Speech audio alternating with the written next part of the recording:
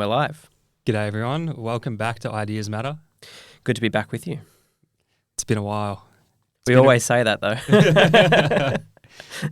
Well, there have been many delays on my part in getting to this one. We were going to do it earlier, but I have had a number of things come up, such as the flu and not reading the book. But we're finally back at it. Yeah, we're finally sitting down with Aristotle, the Nicomachean Ethics. I think that's right, Nicomachean. I'm just going to call it the Ethics Right. for the duration of this podcast, which is what a lot of other people do as well. Just call it the Ethics. We were sort of discussing before we started recording that it's not really a hugely enjoyable read. No, it feels like reading an instruction manual. Like you've just bought some new electronic device and you're just flipping through the manual. Yeah, pretty much. A manual in this case on how to be a good human or what is human excellence. But look, I don't know what edition do you have? Is it the Penguin one? I got the Oxford. Oh, nice. I prefer those actually. But I was reading the intro as I usually do, and I found out that actually the text that we have of this is thought to be Aristotle's lecture notes, and kind of was pasted together after the fact. So there's the first 5 or 4 books in this sort of one lecture or one series of lectures, and then the second half is actually another series of lectures. And so that explains I didn't notice it because I didn't read it carefully enough. There's apparently a bit of discontinuity in his argument in the first and second half of the book. So that explains that. And it also explains why it's not particularly readable because it's literally like if you read my notes. I mean, that wouldn't be intelligible to anyone except me. So you shouldn't really judge the man too much, I suppose, because we're not actually reading something that he thought was going to be read by other people. But nonetheless, it was still, I think, a valuable read, would you say? Yeah, I agree with that. Like, it wasn't fun. No, it wasn't fun. But I feel like I got a lot out of it. Yeah.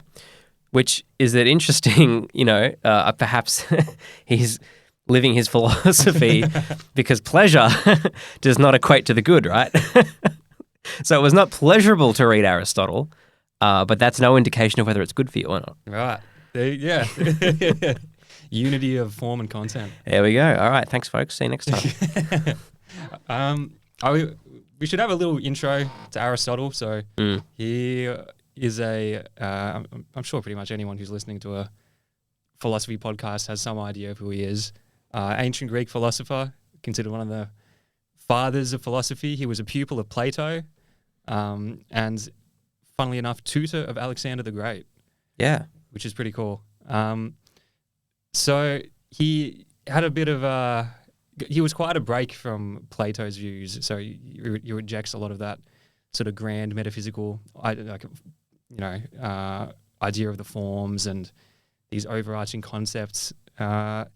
He takes a bit of a different approach. So it's very interesting to read him and see the break between Plato and Aristotle. Yeah, that is actually a great place to start because people would have heard the phrase, all Western philosophy is just a footnote to Plato. I mean, and then I guess you can think of Aristotle as footnote number 1, right? And you're right, he does very much. I mean, he knew Plato, if I'm not wrong. Yeah. So they were actually contemporaries, but Aristotle's a bit younger. I mean, yeah, he was like directly a pupil of Plato. Yeah. Like he was a student of Plato's. Yeah, so he's like explicitly responding to Plato. And the most interesting part where that comes across in this book is on his sort of rejection of Platonic forms, which he doesn't, unless I missed it, he doesn't say explicitly he rejects the forms, but he talks about this idea of the good. And he gives this analogy, which I thought was quite helpful, where he says, when we talk about the concept white, so I'm looking at my white coffee cup and your white coffee cup, the concept white is the same in both of those particular instances. Or even if we take the white of the coffee cup and the white of snow, it's the same concept, white, being instantiated in these two different examples. and then Aristotle says, but the good is not like that. When we say what's good for humans or what's good for, I don't know, cows or what's good for et cetera, when we answer those questions, we're not talking about the same concept good. So when it comes to the good life and ethics, Aristotle thinks it actually matters what you're talking about. So he has a much more particularist ethical conception, which I very much agree with, because his whole thing is Aristotle's theory of the good is not based necessarily in this abstract metaphysics, but rather on a very detailed conception of what it is to be a human. And once you work out what it is to be a human, then your ethics follows from that. And he does have this line where he says, look, even if there is some sort of transcendent good, good on the level of the gods, well, it's sort of by definition unattainable by humans and therefore is sort of irrelevant to any sort of ethical discussion. Because like what does that even mean to like living your life day to day? Let's, as you say, let's look at the particular actions you can take. Yeah, he's very much about always looking into the particulars, which is why, I mean, when I made a post, I wrote a little summary of the book after I finished reading it, and I mentioned that being someone who's sympathetic to communitarianism and political realism, Aristotle is really important to both those traditions. And the communitarian stuff is kind of obvious because obviously everyone knows Aristotle famously said, man is a social animal. So he's not talking about individuals. But the realism stuff really comes out of this. It's about, well, you can't have these sort of abstract moral norms that you apply regardless of the context. You actually have to study the particulars. So that's how he sort of feeds into political realism as well. Yeah. So let's just jump right into it because we're already touching on a lot of stuff. How does he start out his project? What's he aiming at here? Yeah. So I think the first thing to say is that when Aristotle's talking about the good or what is ethical or what is morally right, we have to sort of disabuse ourselves of this post-Enlightenment way that we think about morality, which is very much, it's either utilitarian or it's deontological. I hate that word. It's deontology, where it's like, oh, well, either we're doing the greatest good for the greatest number or we're treating someone as an end in themselves. So it's very much about applying ethical principles. But that's not how Aristotle thinks about ethics. And I think the actual translation of the book, the title of the book, if I wrote this down somewhere, is, pause for dramatic effect. Here we go. The ethics translates to matters to do with character, and moral virtue more accurately translates as excellence of character or just simply excellence. So when Aristotle's talking about ethics, I wrote in my notes that one might say the ethics is not a work of moral philosophy at all, but rather a book on human excellence. But that's how he conceived of ethics. It was about how to be a good human, and that obviously encompasses your entire being. It doesn't just encompass what we would regard as individual moral acts today. So he starts out by saying, as I said before, well, when we talk about the good, we're not talking about this singular concept, this Platonic ideal. We're talking about the good for humans. And then he goes, well, what is the good for humans? He says, well, it's our ultimate aim. It's that which we aim at for its own sake. And then he goes through things like wealth and fame and other things. He goes, well, if we really interrogate these sort of things, people who go after public honor or wealth, what we really find is they're usually doing them as means to an end. And the actual end of human life, our ultimate aim is happiness. So the good for humans is happiness. We just want to be happy, which of course raises more questions than it answers. And he goes, well, how do we actually be happy? And then he sort of gives a Cliff Notes version of his ethical theory that he then spends the whole book kind of going about. But he says that happiness, first of all, it's not an emotional state. Like, that's how we think about it today, as this kind of subjective mental state that will come and then it will naturally pass. It's necessarily fleeting. It's an emotion. He's not thinking about happiness as an emotion. For him, happiness is a way of living. And he actually says you can only judge whether someone's happy at the end of their life. And you look at the whole course of their life and say that man lived a happy life. And so it's a way of living. It's an activity. And for him, it's activity of the soul in accordance with virtue. So the full quote is, "The good for man, or the good for humanity, is an activity of the soul in accordance with virtue." So happiness for humans is when we act in accordance with virtue, which still, raises more questions than it answers, because what's virtue? But we'll get to that. But for Aristotle, the point of human life is to be happy, and being happy is living a certain way, and that way of living is living virtuously. So if you want to be happy, you need to learn how to live virtuously. And he does use a particular word in the Greek to describe happiness. It's something that'll come up if you look more into Aristotle, or even I've seen this come up in like self-help and stuff. Like I remember going to, I didn't go to it. I was doing a placement at a school when I was doing my teaching degree, and we had a positive psychologist come in and give a talk, and he brought up this term that Aristotle uses, which is eudaimonia. Yeah, that also comes up in psychology, because my partner's doing psychology, and I saw in her writing the term like eudaimonic happiness. And like you said, it's something that is a result of sort of virtuous action and living right, living virtuously. And it's not, like you say, it's not so much the sort of feeling of goodness and pleasure feeling that you get when you are doing pleasurable things, or you're feeling pleasure. It's not that same feeling. It's sort of like a sense of contentedness. Yeah.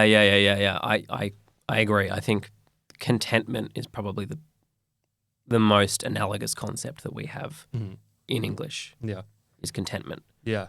But he does add some caveats, which I find interesting, because I remember we were talking about this, and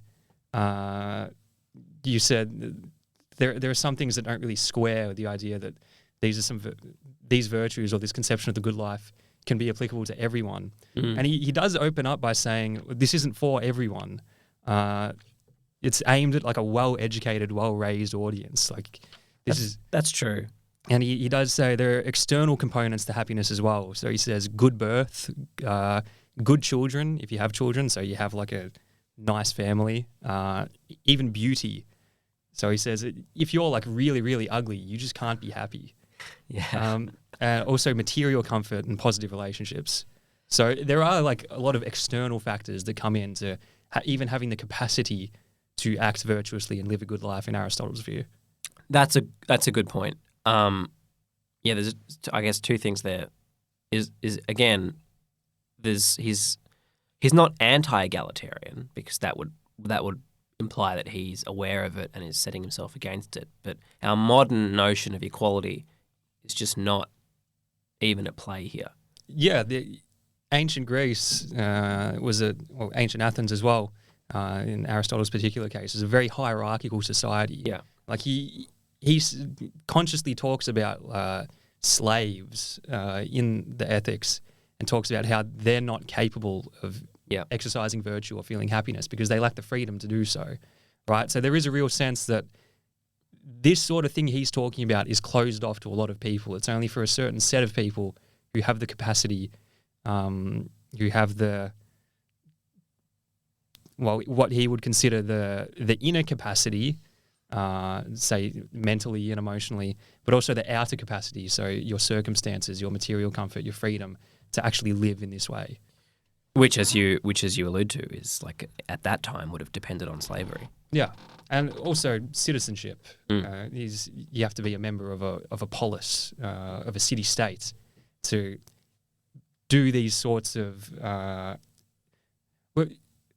The way that you're acting, these virtues, they're lived in relation to other people in a sense. There are some like internal ones, like I don't know, say like wisdom. He talks about like philosophical contemplation, which is sort of like an internal thing. It's something you can do on your own.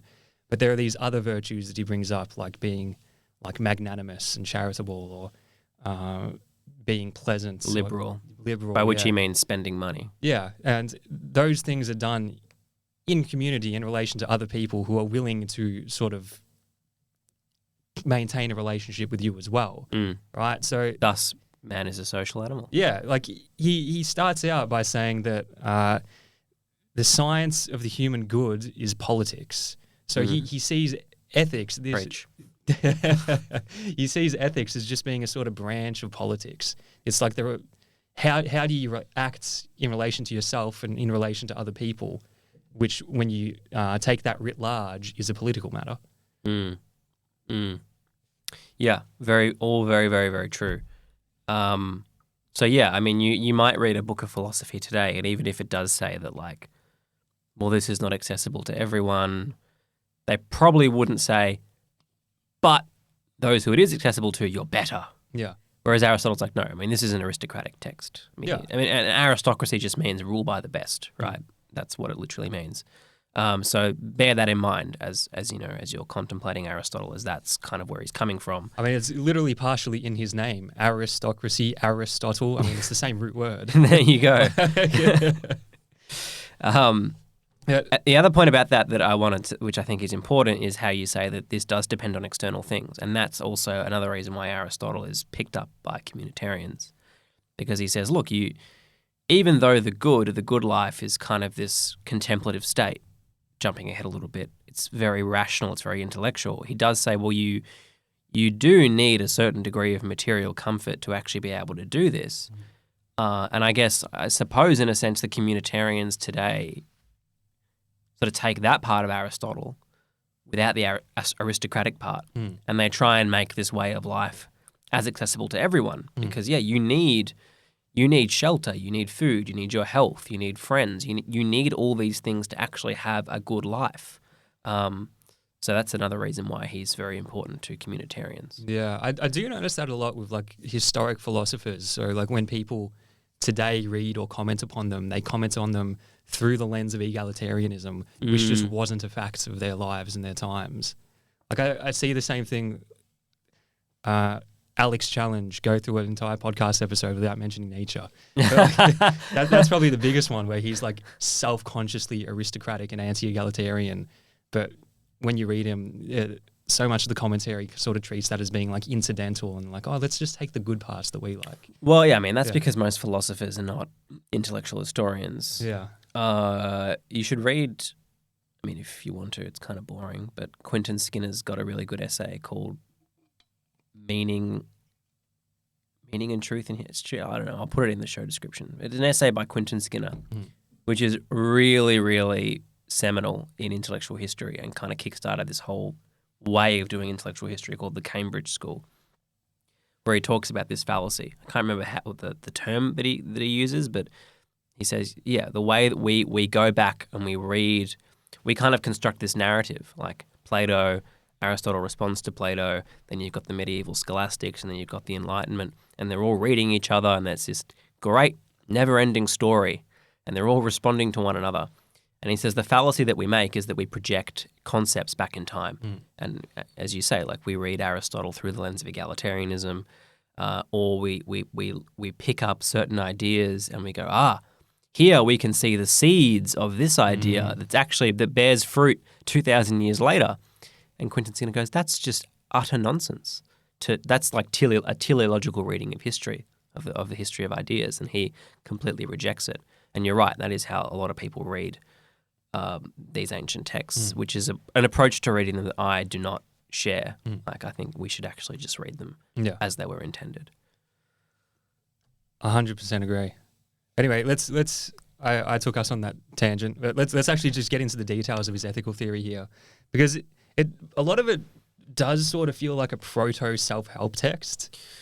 I suppose. I mean, like it's like it's not really saying like you ought to do this and you ought to do that. It's more like here are the factors that make a virtuous man and lead to a happy life, and you can sort of reverse engineer advice from those factors. Yeah, he does draw a distinction between theoretical science or theoretical knowledge and practical, and he says ethics and politics comes under the domain of practical, and he says explicitly that we don't read about how to be happy as some kind of abstract cognitive exercise. We read about it so we know how to do it. So in that sense, I guess you're right. But I guess I'm just not sure to what extent I thought he succeeded in really giving a kind of guide on how to be moral.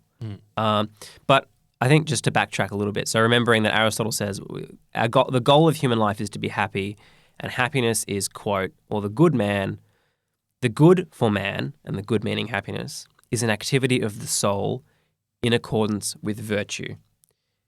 So to discuss his ethical theory, we have to say, well, what is virtue, right? So that's really the whole hinge point around which this happens. And virtue, for Aristotle, is aiming at the golden mean, which is a fascinating concept. It kind of gets strawmanned as like aiming at the middle or aiming at the median or just being moderate in everything that you do, which is not what he means, because that, again, would be formulating an abstract rule and applying it to every context, but rather it's the mean relative to us. So virtue is at all times trying to avoid the two extremes of deficiency and excess.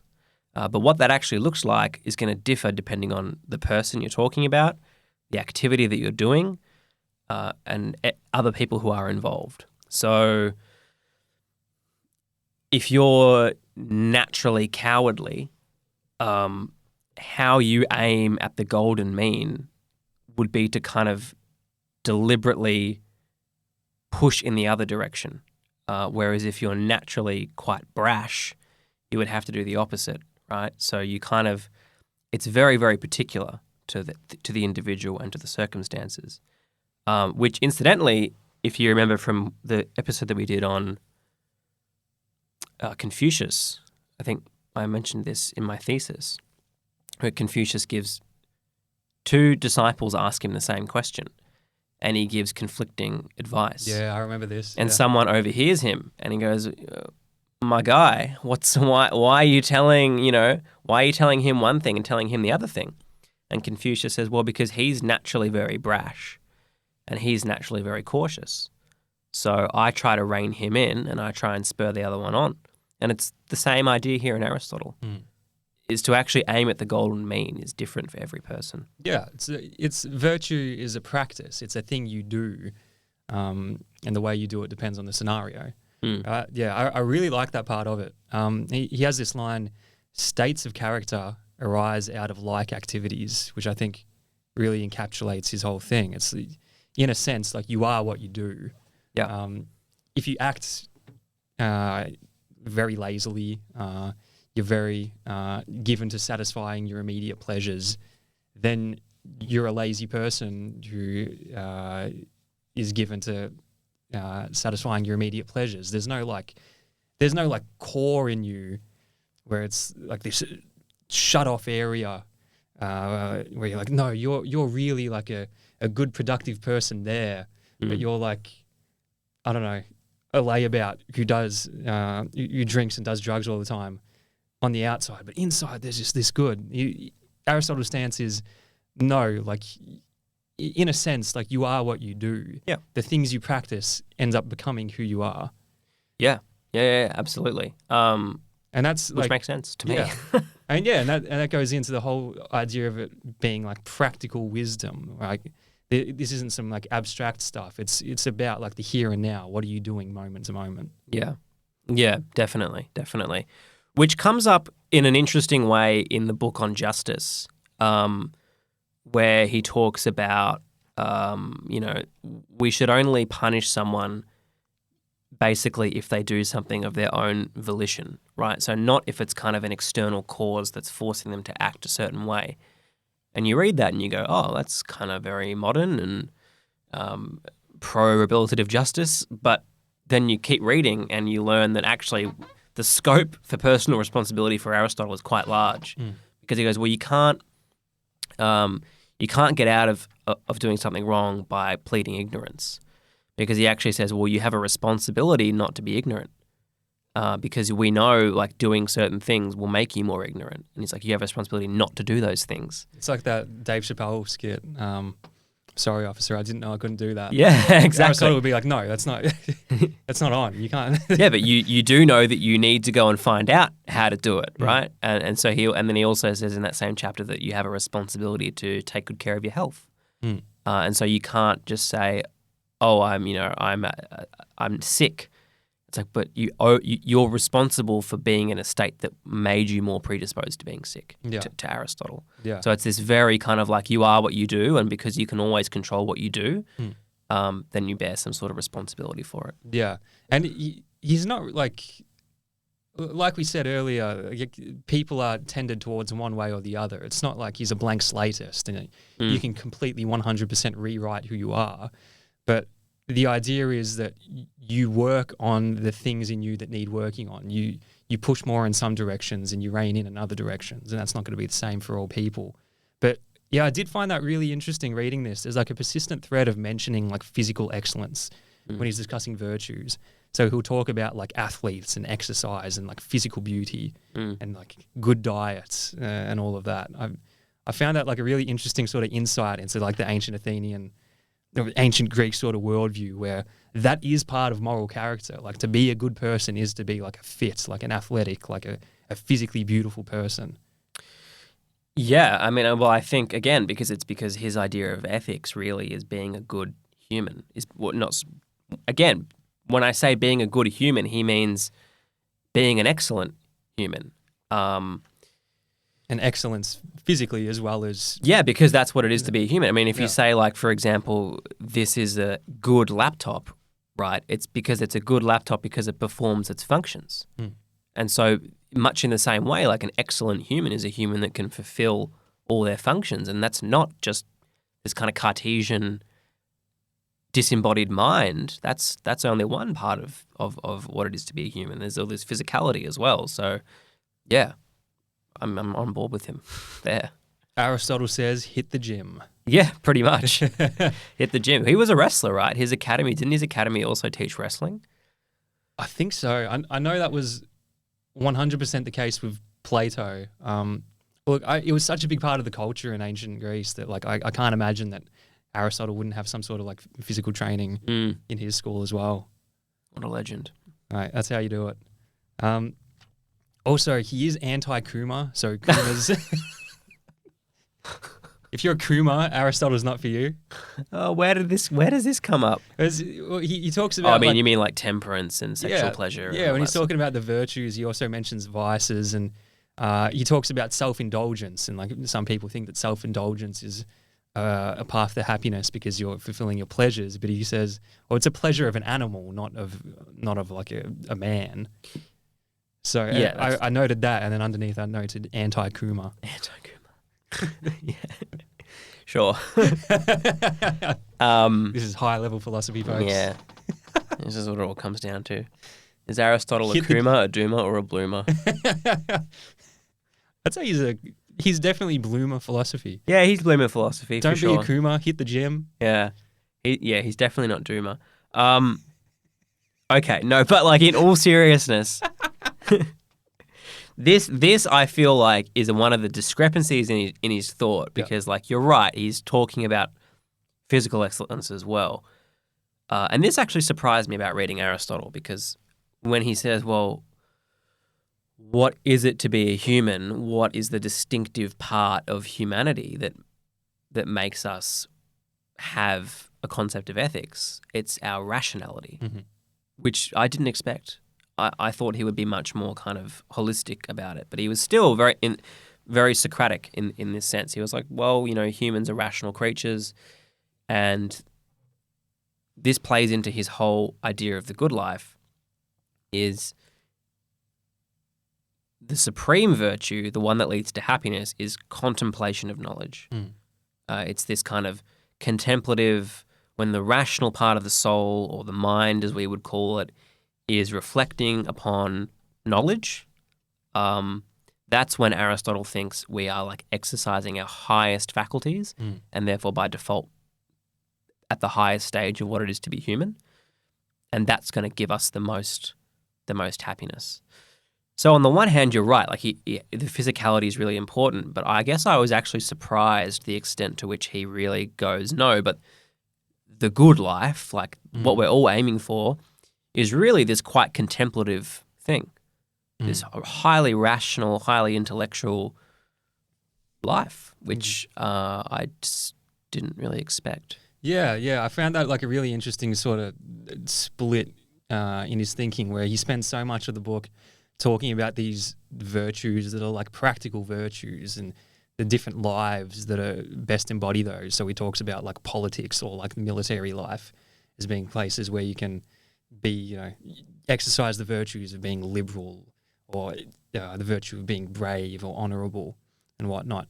But then, he gets to the end and he says, well, no, the contemplative life is really the one that would lead to sort of the purest form of happiness. Like that, and the best forms of happiness, he says this at the end, are like leisurely ones where you're not really like straining or working yourself all that much, and they're self-sufficient, so they don't really depend on other things for you to exercise them. So if you're brave, if you want to be brave and lead a brave life in the military, say, that depends on things outside of yourself to even be able to exercise that virtue of bravery. Whereas if you're, you want to be, intellectually wise, you want to, be a contemplating philosopher, that doesn't really depend on other stuff. Well, to a small extent it does. But I found that really interesting. And he even talks about being a hermit, and says that, look, you could just be a hermit if you have the sort of temperament and you have the means to do so. You could just sort of shut yourself off and sit around contemplating all day, and you could live a very happy life, which I thought was it was like a strange sort of, I don't want to say leap because it still fits within the terms of his argument, but it was just a very big tonal shift from the stuff he was talking about earlier that was very like social and communal. Yeah, well, again, I think this is probably the fact that this is really kind of two different lecture series stitched together to make a book. And this is something that Quentin Skinner talks about. He goes, this is a fallacy that we have when we reread these great works, is that we assume there must be some sort of coherence, as if they're not just flawed humans who have cognitive dissonance, or who thought different things at different times in their life. And he goes, well, when philosophers go back and they read these texts, they try and find the coherence. They do this like deep exegesis and try and find some sort of theoretical coherence. And he goes, well, actually, maybe it's just there isn't any coherence. Maybe it is a contradiction. All that being said, let me go and find the coherence. I think he probably thinks that the physicality and the sociality and all these things are necessary to realize the kind of good life that he's talking about. I mean, that's kind of at least how I read it. You can't, even a hermit can't really go and be a hermit unless they've had some sort of upbringing in which they were educated and they learnt the skills to how to survive by themselves. Like you can't really go and do these things. You can't be fully contemplative and rational unless you live in a society in which other things are taken care of by other people. And it's interesting, like a modern communitarian will draw quite egalitarian conclusions from that. They'll go, well, yeah, I mean, everyone's kind of supporting everyone else. This is this social ecosystem that works together. Therefore, everyone has a kind of base level of equality.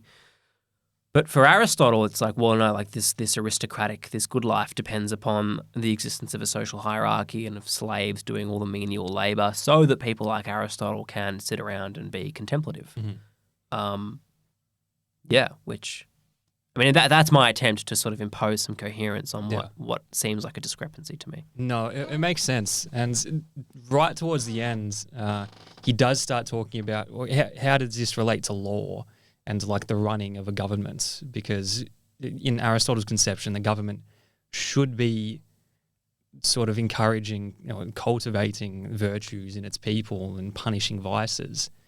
And the whole sort of tenor of the book up to this point is the idea that you can act according to virtue through your reason. You can figure out through reason what is the virtuous thing to do in any given situation, and you can orient your life towards virtue and towards goodness through thinking about it, pretty much.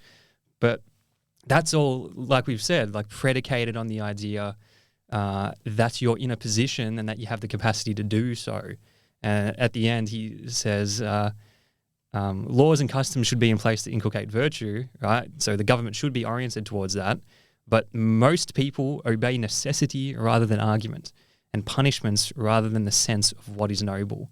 So for the majority of people, the majority of the population, they have to be sort of treated with a carrot and stick approach to acting in this way. You can't rely on their rationality, according to him, which I wrote under that.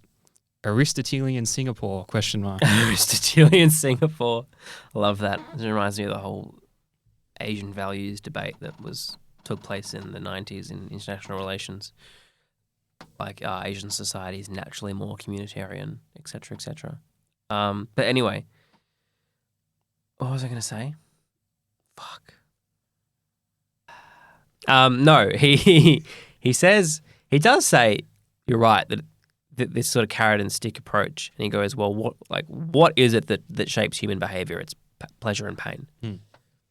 Avoidance of pain, trying to gain pleasure. So he says, like, that's kind of how you manipulate human behavior. And he does see that as something that's sort of like writ large for everyone. Yeah. Like even an aristocrat. Yeah, like he says that in educating the young, we steer them by the rudders of pleasure and pain. So like presumably he's talking about someone in his own social set. Yeah, absolutely. So again, this is, you need a state, you need a community to basically give you the ability to act virtuously. But there's one really interesting part, which again sort of ties in with similarities with Confucianism, where he talks about how, let's say you're trying to become more temperate, by which is just this not this hedonistic indulging of all the sensual pleasures, be it food or sex or whatever. So let's say you're trying to become more temperate. That's going to be really hard at first. But as you said before, dispositions are the results of habits. And so he says that it's going to be really hard to become more temperate or insert virtue to become more brave. But the more you do it, the easier it will get. So it becomes a sort of virtuous cycle, which again is an idea that also crops up in Confucianism. This idea that the more that you do something that is moral, at first you won't enjoy it, but the sage is someone who does it so much that it becomes second nature and they actually start to enjoy it. And at that point, they spontaneously act virtuously because it's part of their nature. And it's a similar idea here with Aristotle is the more virtuously you act, you become virtuous, and then you don't actually have to try as hard to be virtuous, which is an interesting idea, but it actually sort of seems to contradict something he says earlier in the book, where he goes, well, how do you know when something's virtuous? He says, because it's innately pleasurable. So if you're, I don't know, reading a book and contemplating knowledge, he'd say, well, that's naturally or innately enjoyable and you don't need any additional pleasure. And when I was reading this, I thought, okay, interesting. Like, I don't know, maybe sort of going out and having fun. If you can't enjoy that experience without also, like, I don't know, doing a bunch of drugs, Aristotle might say, well, that's not, you're doing something that's not innately pleasurable yet. You need to add on more pleasure to enjoy this activity. Whereas a virtuous activity is innately enjoyable. So he sort of says it at the start of the book, but then in the middle, he sort of says, well, yeah, these things suck at first, and it takes a lot of practice to actually come to enjoy them. So that's another discrepancy, I thought. Yeah. No, that is interesting. Yeah. Even stuff like reading philosophy, if you gave Aristotle to, let's say, like a switched-on 14-year-old, they wouldn't enjoy reading it. I didn't enjoy reading it either. Yeah. But then again, like, perhaps it's not that it's... Oh, fuck, I don't even know, man. Yeah. I think that is just a hole in his argument. I think we just have to return to Quentin Skinner and be like, we don't impose coherence on these thinkers, right? Like, I think the way he says is like, don't assume that a book written by someone was intended to be the ultimate canonical statement of everything they ever thought. That's just not how humans work. I mean, yeah, like he literally does have like another ethical text that is slightly different to this. Yeah. So, yeah, it's as old man Skinner says, Principal Skinner. Yeah. Yeah, like we shouldn't really be imposing coherence on this. But on that idea of, sort of training yourself over time to enjoy pleasure, that I really like that idea. And it is something that you see pop up now in even just in the, pop culture, in things like pop psychology and self-help, like the power of habit, like through doing something over and over again, it becomes easier to do so. Well, look, yeah, the irony with all that sort of stuff is like I see all these like self-help people being like, self-help says you should read. They just keep reading self-help books. And it's like, well, why don't you just read other books? Because that's kind of what it's telling you to do. It's not telling you to read 50 different self-help books that all tell you should read. Like, read one self-help book, it tells you should read. And then go and fucking read, I don't know, like some fiction or some Aristotle or some Plato. Like, don't just keep reading more and more and more self-help. But anyway, I get triggered by that on Instagram. I just see these like pages that they just read self-help books over and over and over and over again. It's the same fucking book, just like slightly rewritten by a different author, where it's like, you should... Leaders read. It's like, yeah, but they don't read fucking self-help. They read Machiavelli. They read Aristotle. They read Plato, Anyway, I digress. Nah, look, is there anything else we should touch on with this? I mean, look, I just want to put it out there that I, personally share Aristotle's vision of the good life. I think what he describes is like what would make me happy if I had the sort of material comfort to just get up every day and read and think and contemplate knowledge. I mean, that would make me happy. So I don't disagree with him there. Where I have problems is with him saying this is the good life. This is what, again, I take your point that he's not saying everyone is capable of this, but he is saying in some sort of way that it is the best.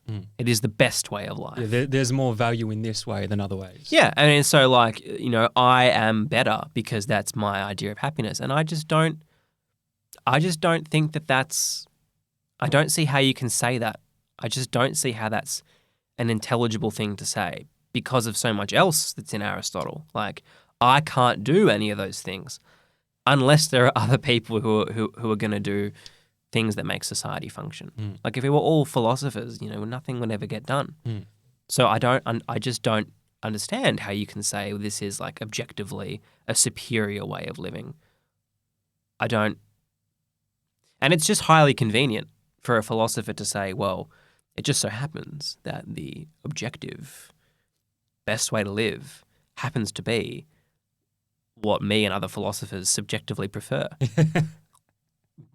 No. It's like when you read philosophers who talk about freedom and they say, well, what does it mean for a human to be free? And they just end up describing a philosopher, right? So like a philosopher is like the most free human and someone who, reflects upon their second order desires and rationally assents to everything and, has this really kind of introspective personality. That's just a personality. It doesn't make you more free. So I think a lot of philosophers sort of make the mistake of thinking that they're the archetypal human and that every other human is kind of just this failed attempt at a philosopher. I have too much humility to think that's true. I just wanted to put that out there. I find it more convincing when you read these like ancient philosophers who like, let's take like, I don't know, Socrates, for example, where he did live that contemplative life, but he was also a wrestler and a war hero. Yeah, sure. So if you're well-rounded like that, then like, and Socrates says, no, this is the best way to live, then I can cop that. I'm like, yeah, fair enough. But well, I don't think it tracks to today. Fair enough. I mean, I would agree with you that being well-rounded is important. And that's something that like, I guess in academia sort of irks me, is that it's kind of this, a lot of academics sort of seem to have this quasi-Cartesian concept. Like they don't exercise, they don't eat healthy. They're just like, no, I just need to think. So, but exercising and eating healthy actually helps you think. Like you need to be a well-rounded human. I agree with you there. Someone who is well-rounded is better, and someone who never engages with ideas and someone who never reflects and contemplates knowledge and has intellectual curiosity. Yeah, I mean, I would agree. That's a flawed human. But they don't all need to be like Aristotle. They don't all need to be reading these sort of great texts to be excellent humans, I think. Yeah, just maybe being well-rounded. And that's what I like about the sort of ancient philosophers, be it Aristotle, Plato, the Stoics, is it does strike me as a more well-rounded conception of human life. Yeah, I agree 100%. It's refreshing to read it after you've been reading like contemporary philosophy. Yeah. Where it feels so like segmented and compartmentalized. And like you said, like there's this like quasi-Cartesian thing going on. Yeah. Where they're just like, that's why they all die in their 60s. These like overweight philosophers who chain smoke. Yeah. And then they die. It's like, what the fuck? Like, you're not a good human. Yeah. You need some virtue, man. Yeah. And yeah, like going back to the thing of, philosophers sort of attempting to objectify their own sort of temperaments and their own mores. Like, I think I've seen this one excerpt from Adorno. Yeah, fuck, I know where you're going with this. Yeah, he talks about like athletic alpha males. He doesn't use the term alpha males, but you know what he's fucking talking about. Yeah, secretly have like homoerotic urges, and because they can't make sense of them, they take them out physically. Or like there's this Baudrillard quote, and like Adorno's thing after that is, and that's bad. They're bad people for doing that. I'm more honest for being like a thinker who doesn't fucking exercise. And there's a Baudrillard quote I've seen where he talks about how, like, I don't know, the people who go jogging reduce themselves to automatons. Yeah. Or something like that. Like, or, all these... There's something fascistic about men who go to the gym, right? They're just like... Or men who enjoy martial arts, or I don't know, there's this like, they impose this kind of morality onto it. I completely agree.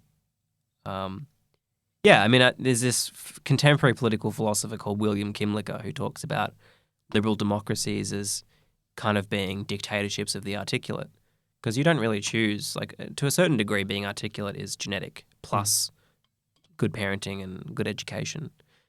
But it's not a guide to the morality of you as a human, or it's not. Actually, one of my partner's PhD supervisors said something quite interesting. Apparently, when they mark student papers, they don't give extra marks for good writing, which really like bothered me because I kind of lean on that. But they were like, well, good writing has no bearing on the underlying quality of the ideas and the argument. And I sort of think that's a bit philosophers and people who are naturally gifted at this kind of thinking sort of just tend to weaponize it and be like, like it's kind of unfair to talk about the jogger or the alpha male who works out and write this book about how they're like shit people because that they can't do that back to you. Yeah. Right? It's the sort of same kind of thing. It's like you're weaponizing your natural skill and then just saying, but what I happen to be naturally good at is just better than what they happen to be naturally good at. And it's just not true. Yeah. It's not true. Look, man, to wrap up, Aristotle says, go hit the fucking gym. Go to the gym. But go to the gym, but then go home and read. Yeah. and just be a well-rounded human. And be more like Aristotle. Be more like Aristotle, not like Plato. Go own some slaves. I do not condone owning slaves. Official Ideas Matter podcast position. Louis and Alex say, go own slaves. Oh, dear. All right. Next time we will be back with Freud. Freudo Frog. Civilization and its discontents. We'll be back sooner than this one. Peace out. See ya.